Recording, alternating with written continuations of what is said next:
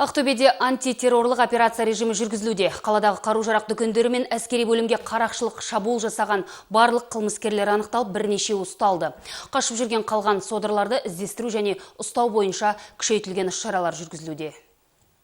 5-ші ықшам ауданында орналасқан Паллада қару-жарақ дүкеніне маусымның 5 күні сағат 14:28-де тұтқиылдан шабуыл жасалды. Қаскөйлер тобы дабыл шақыру түймесін басып үлгерген сатушыны сол жерде мерт қылды. Дабыл бойынша келген жедел күзет агенттігінің қызметкері де қылмыскерлердің қолынан қаза тауып, екіншісі атыс қаруынан жараланған. Сол кезде Паллада дүкеніне полиция жасағы жетеді.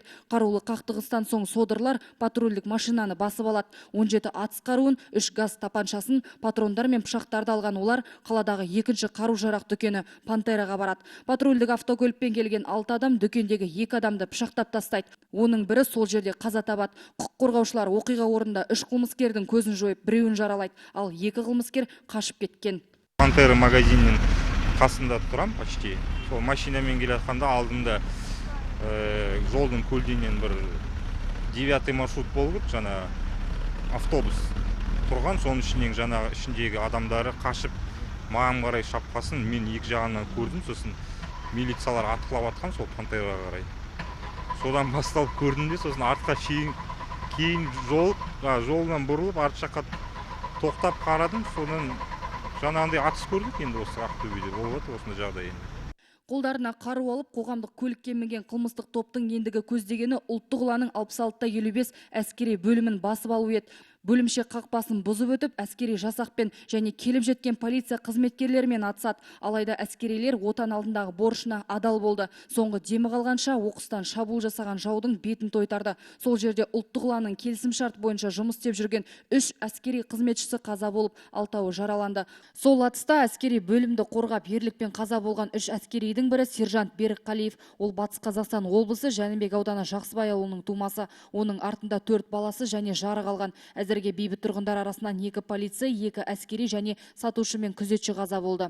2016 жылғы 5 маусым күні діни радикалды қылмыскерлер тобы Паллада қару-жарақ дүкеніне қарулы шабуыл жасап, бірнеше пышақ жарақатын салу арқылы сатушыны өлтірген және жедел күзет агенттігінің бір қызметкерін атып өлтіріп, бір күзет қызметкерін жарақаттаған.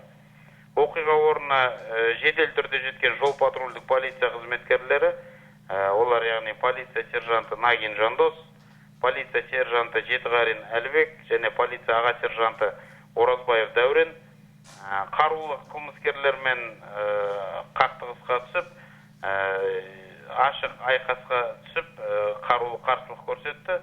Азаматтардың өмірін, өз кеуделерін оққа тоса отырып, ерлікпен қорғау кезінде аталған 3 полиция қызметкері көкірек қуысы мен кеуде қуысынан жарақаттар алған болатын. Соған қарамастан осы 3 қызметкер атысты жалғастырып, айналадағы азаматтардың ішінен қайтыс болуға, яғни құрбандыққа жол берген жоқ. Түнгі жедел іздестіру шараларын жүргізу барысында полиция қызметкерлеріне қарсылық көрсеткен 5 қылмыскердің көзі жойылды. Сондай-ақ 2 қылмыскер қолға түсті. Қылмыскерлердің бір тобы қоршауға алынғанымен екінші бөлігі қашып кеткен. Іздестіру барысында қылмысқа қатысы бар 5 күдікті ұсталып, зауыт полициясына жеткізілді. Кеше осы лаңкестік іс-әрекетке байланысты Ақтөбеде арнайы штаб құрылып, облыс әкімі Бердібек Сапарбаев шұғыл мәлімдеме жасаған болатын. Қылмыскерлердің бірнешеуі қоршауға алынып, тағы бірнешеуі іздестірілуде. Қазіргі кезде оларды ұстау бойынша шұғыл іздестіру жұмыстары жүргізілуде. Шамамен қылмыскерлер радикалды дәстүрлі емес діни ағымдардың ұстанушылары. Өңірде антитеррористік операциялар режимі жарияланды. Сіздерден сабырлық танытуларыңызды сұраймыз. Жағдайдың бақылауда екендігін тағы да сендіреміз. Қазіргі кезде ахуал тұрақты.